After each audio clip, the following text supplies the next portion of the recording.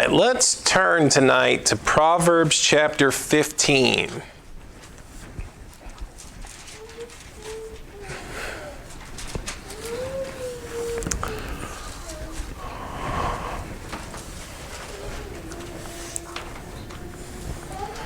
Proverbs chapter 15. We are talking about contrasts in wisdom.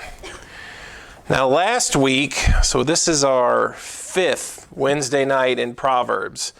Last week we introduced the idea of discerning the contrasting wisdom, right? Our first couple of lessons dealt just with an overall look at some of those kinds of proverbs, right? This concept of the two paths. There's a lot of proverbs, not all of them, but a lot of them, that set up two paths, right? And oftentimes they're incompatible. And a lot of times they're just laid out for us as right and wrong. Choose your path. Choose path wisely. Well, in the third lesson, we looked at practical contrast, right? We looked at how some of those contrasts really narrowed down from generic words like right and wrong, really narrowed down from generic thoughts like just and unjust, the way of the righteous versus the way of evil, and they really got down into the practical things of life. And then last week, we dealt with the need for discernment when you consider the contrast, right? You got to consider, you've got to think about things. You've got to think about what comes from choosing this path, right? We looked at some of the different proverbs where you actually have to think. You have to consider what it's saying, right? The proverb about the ox in the barn. What do you want? You want a clean barn? If you want a clean barn, you'll probably choose the path with no ox. But you have to know and you have to understand and discern that means no ox for the work, right? So by that means you're probably choosing a less, fruitful harvest. Just wisdom and discerning, right? Do you answer the fool according to his folly or not? Well, sometimes yes, sometimes no. You have to discern what the outcome is going to be and what your intention is. And that's kind of what we were looking at last week. But what if I told you that some contrasts are modified by wisdom? And by exercising wisdom, you might actually choose the unlikely of the two choices. Sometimes it's not just A or B, but there's additional factors that are presented, or at least additional factors that need to be considered. And that's what we're looking at tonight as we deal more with contrasts and wisdom. Proverbs chapter 15. Tonight we want to talk about considering the better option. Okay, we're going to look at a bunch of proverbs, a handful of them, and we're going to try to consider the better option. Proverbs 15, verse number 16. Proverbs 15, verse 16 and 17. Better is little with the fear of the Lord than great treasure and trouble therewith. Better is a dinner of herbs where love is than a stalled ox and hatred therewith. That's where we want to start off tonight. Verse number 16. Better is little with the fear of the Lord than great treasure and trouble therewith. Now, among the two paths, I think that we would know, if you were given the option of which would you rather have. Would you rather have a little bit or would you rather have a lot? Would you rather have poverty or wealth? Would you rather have a little bit or would you rather have great treasure? Well, that's easy, right? That's easy to say. We'd rather have the great treasure. And if you're giving me an option, if I'm going to pick between a little or a lot, I would say I probably want the lot. Now, we would generally choose wealth over poverty, but we wouldn't do so at any price, right? Would we do so at any cost? Now, I know my boy, Elliot. If I were to give him an option tonight, and I say, Elliot, I'm going to give you two choices. You can come up here, and on this side, I have $2 in my hand. And on this side, I have $10 in my hand. And you can pick one. Does anybody doubt which one that he would choose? Would you pick the $2 or would you pick the $10? Well, it's obvious, right? But what if I said, but there's a catch? You can pick either one, but if you pick the $10, you don't get any video games for a year. No video games for a year. Which one would he pick? $2, right? Because you surely don't want this option, and $2 is better than nothing. It's weird, right? How a catch or a modifying factor immediately makes him change his mind, right? Now, obviously, $10 is better than $2, and you'd pick that all day long unless I told you that there was a cost involved, there was a price to pay. And no video games for a year is a much bigger price to pay than the $8 gain from picking the one versus another, right? You can see how quickly it would change. Now, that's a silly analogy, but the Bible would have us to make wise decisions. And we have to have discernment and wisdom. The world would like for us to make rash decisions. The world would love for us to make quick decisions, to not consider the outcome, to not consider the consequences, right? There would be a push. There is a great push in our world today for that instant gratification. Grab as much as you can. Get as much as you can. Don't worry about the consequences. Things will work themselves out. But the Bible doesn't present that to us that way. The Bible would encourage us to make wise decisions, and though you would almost always pick more over less, you would pick wealth over poverty, you would pick treasure over a little, if I told you it came with a cost, you'd have to at least consider what that cost is, right? So what does it say in verse 16? Better is a little with fear of the Lord than great treasure and trouble therewith. Now, if you know that this is actually a combo, this is a combination package. If you choose the little, it comes with godliness. If you choose the great treasure, it comes with a world of trouble. And I can't guarantee you, I can't tell you what the trouble is because it doesn't say, but if these come in a combo pack, doesn't that change the way that you look at it? Doesn't that at least impact? It makes you stop and think, okay, yeah, I know me. 9 times out of 10, I'm picking the big over the small. I'm picking the treasure over the little. But now you've modified it. You've brought to my attention that there are consequences with this action. You've given me a contrast, but there's more than just the here and the now. There's more than just the instant look at option A and B and pick which one. There's strings attached. There's a catch. You know, look at in 1 Timothy chapter 6. 1 Timothy chapter 6. Now Proverbs presented us with a contrast, right? Little with the fear of the Lord, or great treasure and trouble therewith. Now that doesn't mean that every time you have much, you'll have trouble with it. And that doesn't mean that everybody that's poor has the fear of the Lord. It's presenting this option of one being better than the other. Now, here is a combination that we know works. 1 Timothy chapter 6 and verse 6. 1 Timothy 6, verse 6. Godliness with contentment is great gain. And Paul in this passage here deals with what we brought into this world. That was not much. What we're going to leave from, this world with, not much. And if we have food, if we have raiment, if we have our needs provided for us, that is a blessing. That is something to very much be happy, glad, and content about. And he says that godliness with contentment is great gain. Now, when you read that in the proverb, and the proverb says that little with fear of the Lord, that combination together works, right? That combination works, and it is better. It is better than the plenty or the great treasure, as it lists there, if it is full of trouble. So when Proverbs presents to us these contrasts, it will always, or it will often, that was the word I was looking for, it will often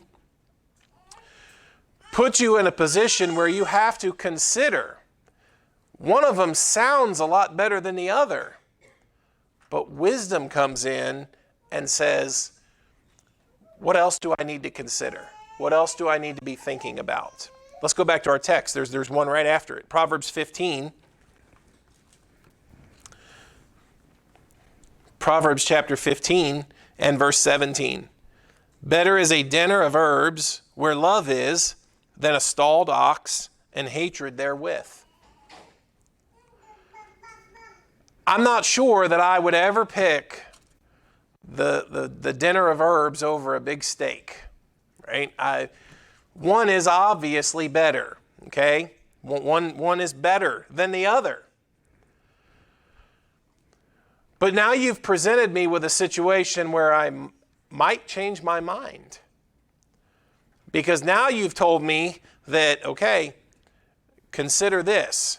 You can have either one. You can have the dinner of herbs. You can have you can have a salad. You can have your vegetables. Or you can have your steak. But what if I told you with this one came love and peace and gentleness and happiness and happy home? But if you pick the steak, once that temporary satisfaction, once that temporary gratification is over, you have to deal with the strife. You have to deal with the fighting. You have to deal with the hatred. Now, I like steak. And many have found that a life where there are few material possessions, but at least there's love, beats the opposite, where there's a lot of material possessions, but there's no love. Now, it'd be nice to have both, wouldn't it? It'd be nice to have a lot of material possessions and a lot of love. But if you had to choose, and I know what you would pick between a steak and a salad. I know what I'd pick. But if I told you there was a catch, would wisdom kick in?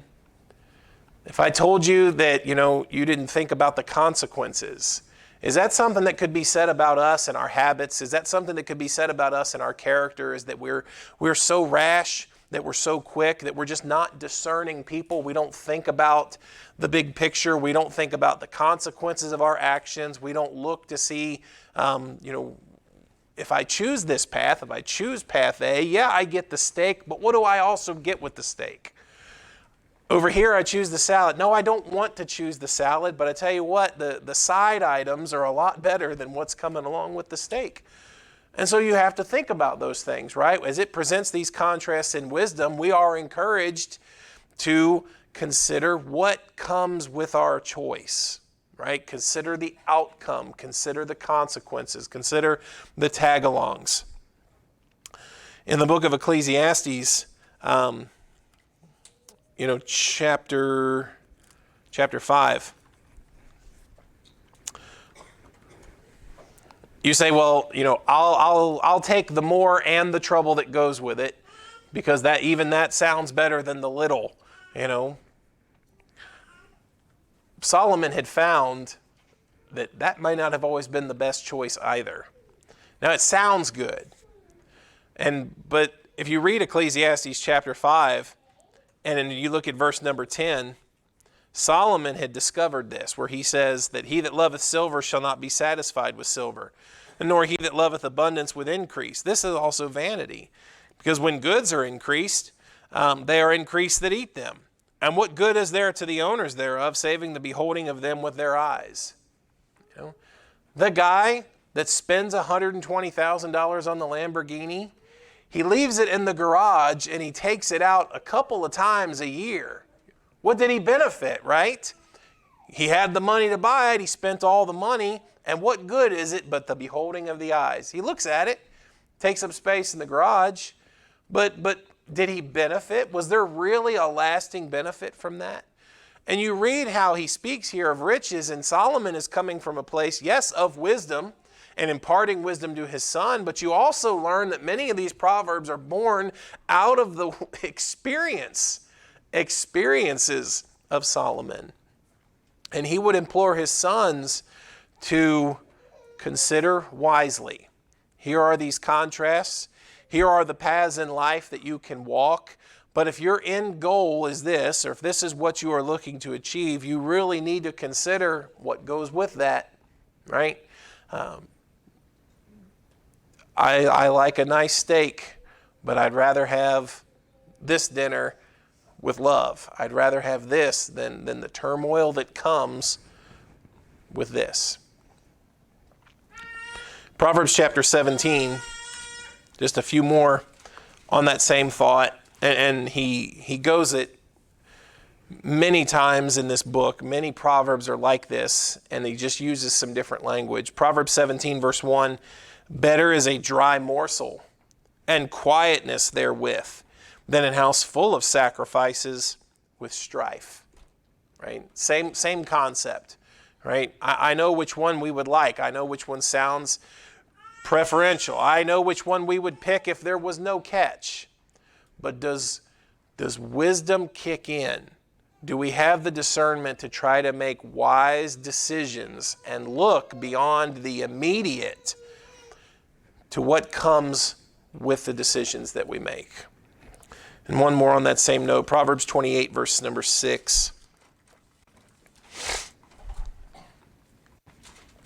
Proverbs 28, verse 6. Better is the poor that walketh in his uprightness than he that is perverse in his ways, though he be rich. We'd rather be rich than poor. Duh. But you cannot pay, or you can't buy your way out of looking at yourself in the mirror every morning. And better is the poor that still has his integrity and his character intact than this guy that's rich, but he's known to be perverse in his ways. I would rather be rich than poor, of course. But if being rich also carries along with it a bad reputation and a bad testimony, I should think twice about my pursuit of riches. I should think twice about how much that means to me, how important that is to me, right? Here's path A, here's path B. Here's the entanglements that go with it. So, a thought for wisdom, a challenge to us as we consider these contrasts, to also consider what comes with them. Let's look at a couple of different ones. Let's turn over to Proverbs chapter 25.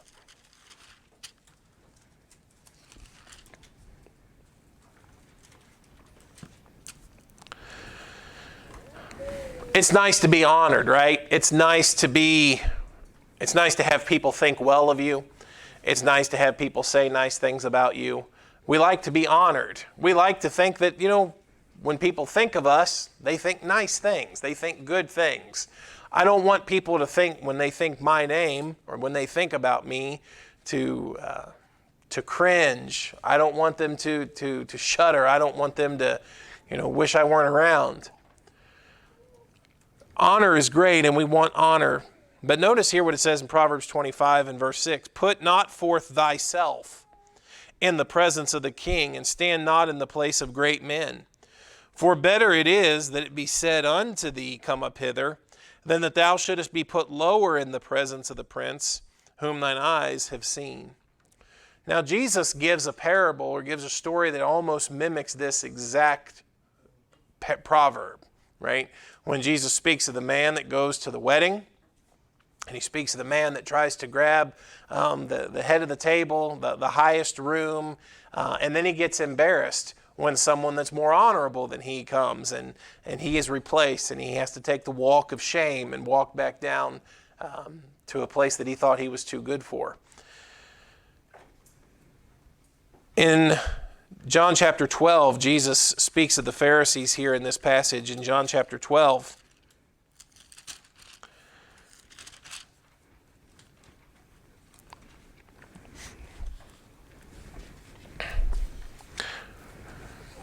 well, the words of Jesus pick up in verse 44, but notice what it says in verse 43. talks about the Pharisees. It says that they loved the praise of men more than the praise of God. That's a rough indictment, right, of somebody, that they care more about the praise of men than they do about the praise of God. Now back in chapter 5, John chapter 5,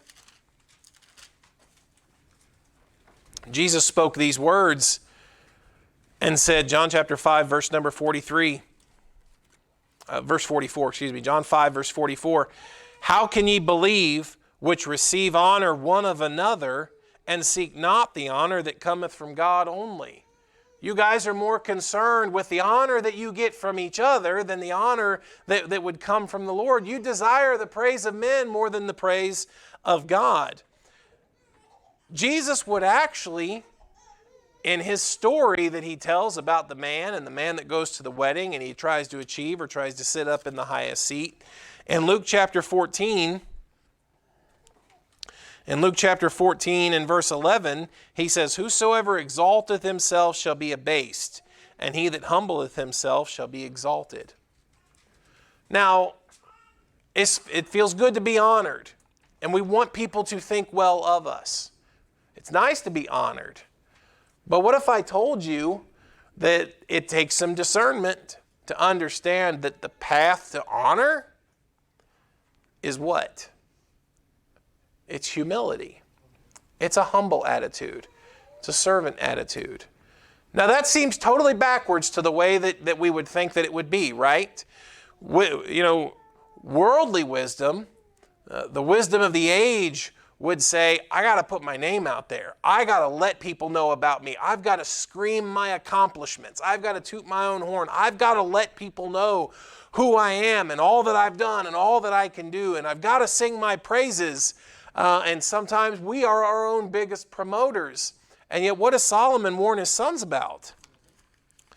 Proverbs 25, we read verse 6, put not forth thyself in the presence of the king, and stand not in the place of great men. Better is it that it would be said to thee, come up hither. Certainly better to hear come up hither than go sit down. In Proverbs 28, verse 3, it says,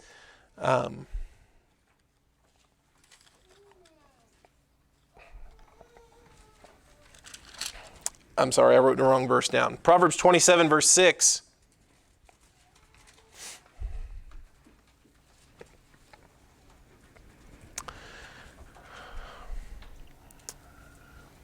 Verse 5 and 6. Let's read both of those. Open rebuke is better than secret love.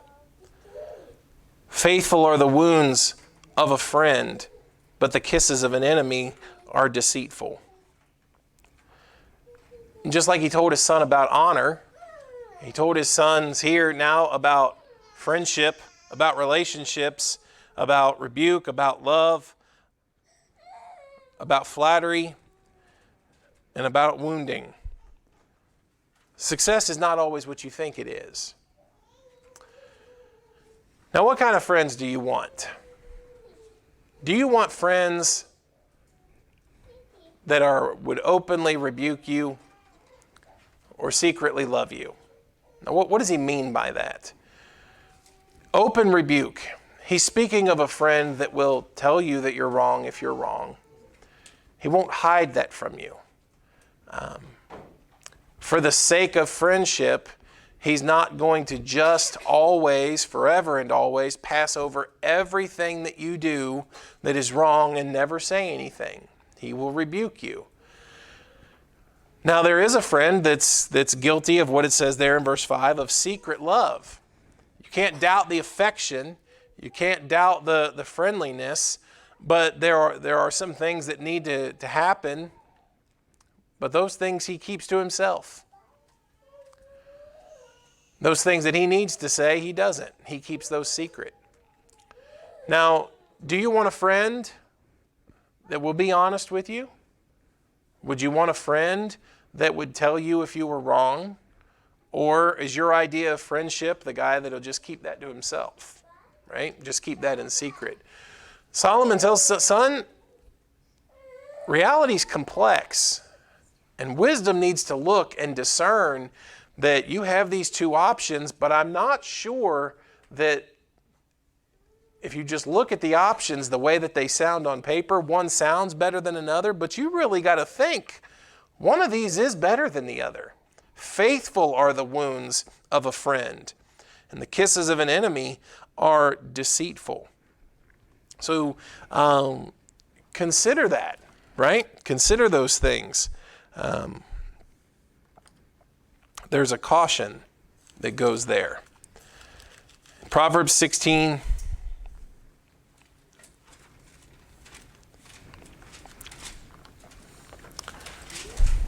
Proverbs chapter 16, verse 19. Better it is to be of a humble spirit with the lowly than to divide the spoil with the proud.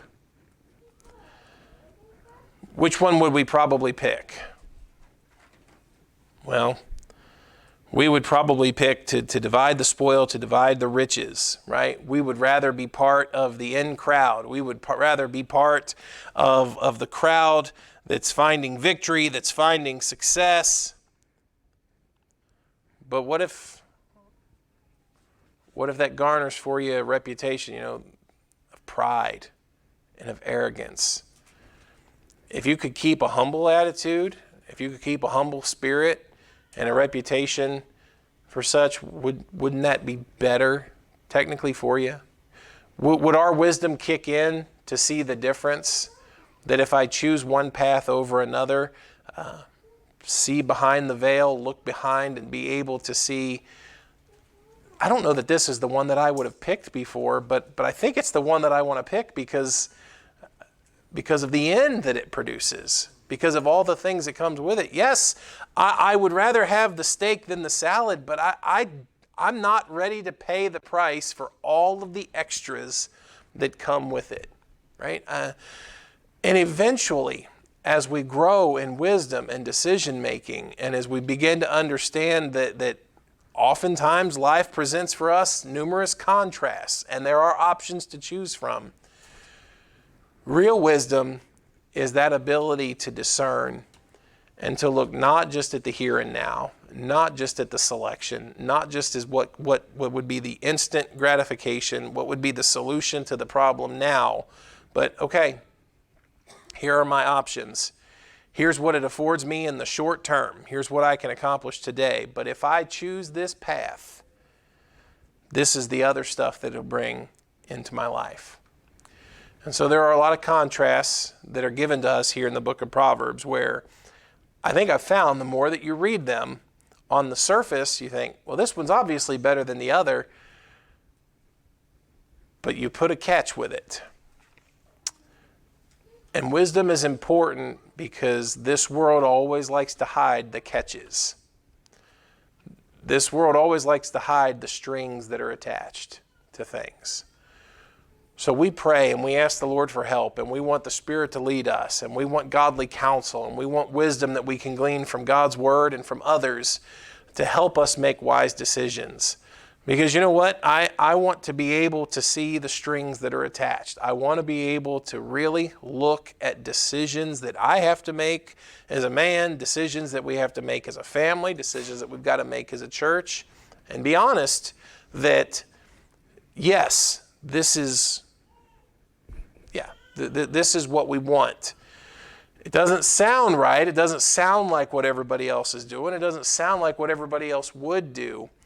But we are trying to discern what is right. And we are trying to consider all of the factors. And you know what? When option A and B was presented before us, A looked really, really good at the beginning. But now we're on path B, and we're just as happy as we could ever be. Right? So I just encourage us to think about those things. A lot of times, we just need to stop and think and consider. Life throws you an option. Think on it. Pray that the Lord give us wisdom to discern it. All right. Let's close there. That's all I've got for tonight. Let's have